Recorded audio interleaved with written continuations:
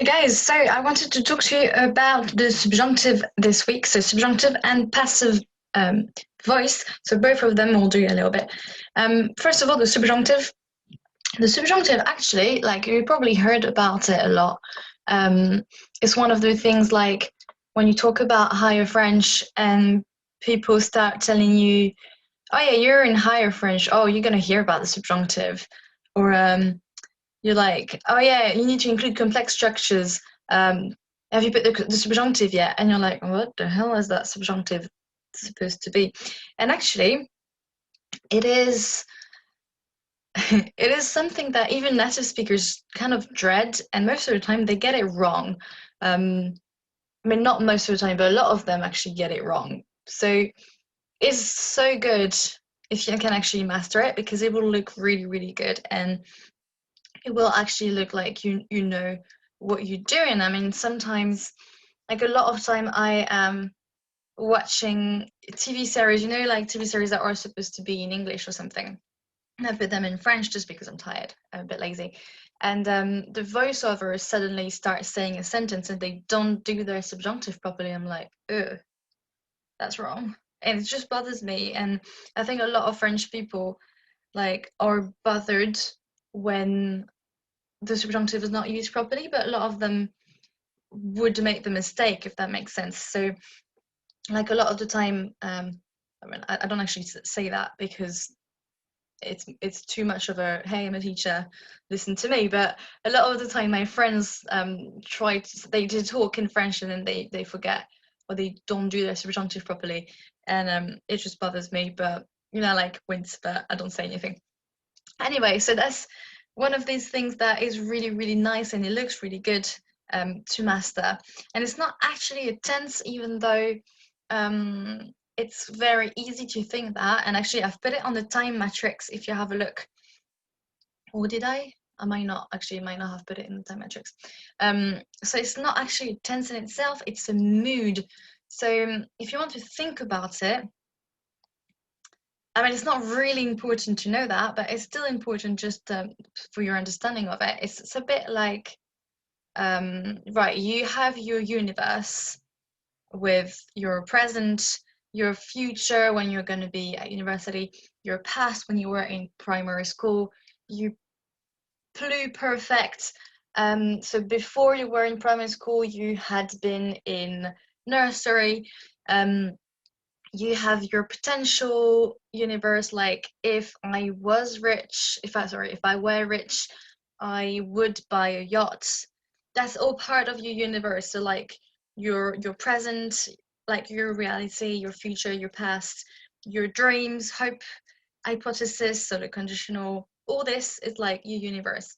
And that is the mood that we use, like our normal mood. And then you kind of like have this pocket universe that is stuck to our universe, like a parallel world. So a lot of it, actually, a lot of you like science fiction. We talked about it before. So imagine a parallel world where you have a different reality, and that is basically the different mood. So the mood that we use usually is called the indicative. I can write it down if you want, although this is not that important, but just so you know. The indicative is our mood, so our universe. Most of the time, people won't say present of the indicative, simple future of the indicative. They just say present, simple future. And if no one says anything, it's just assumed that it is our mood, our universe. Okay. Yeah. And then the subjunctive is that parallel universe, this pocket universe. Okay, so so that's a different universe, like, and that is what we mean when we mean a different mood. So what we mean by that is that actually you have the present of the subjunctive, you have so the subjunctive present, you have the subjunctive future, you have the subjunctive perfect, the subjunctive imperfect, subjunctive pluperfect. all the tenses that we have in our universe, in our mood, exist in the subjunctive. Right, at GCSE, we'll only ask you to do the present one, just because it is damn complicated, and also no one use the others. Again, like I'd say like what the perfect, the subjunctive perfect, or the subjunctive pluperfect, they could be used, you could find them, but only if you're studying a very old book in French at university level. Okay, that probably wouldn't happen before that.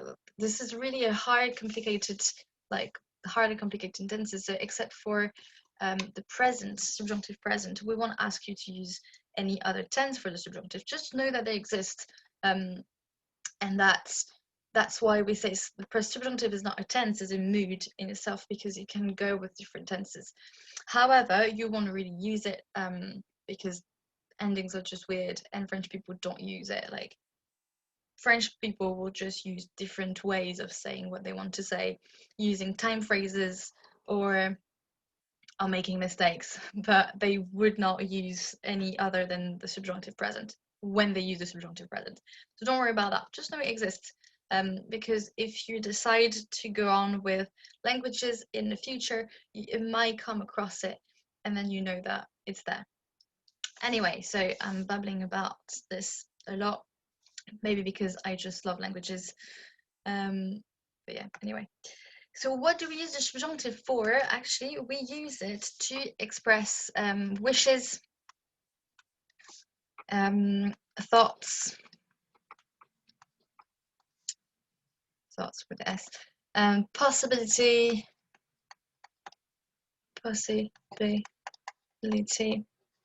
and necessity.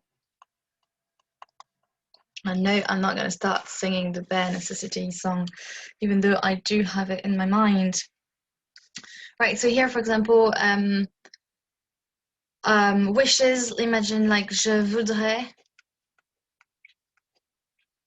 que, and then plus subjunctive. Thoughts, you'd have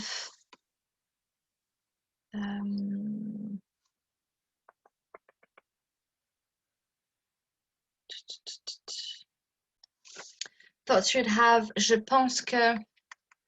So actually, things that you already know. Okay, so you already know about these. Oh, that's not really straight, is it? Let me just erase that and erase that, put normal lines. Here we are. Looks better.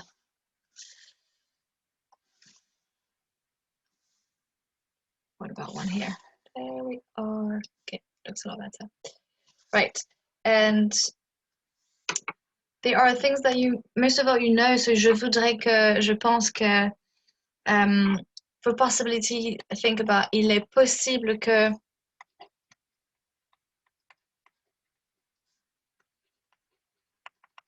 And necessity, il faut que. Right. It is necessary then. Okay, so here plus verb. So you know when you say I would like, you've been using that since what, year 7 probably. And you're saying, well, je voudrais, you either say like I would like plus infinitive. So like, right, let's take the wishes, for example.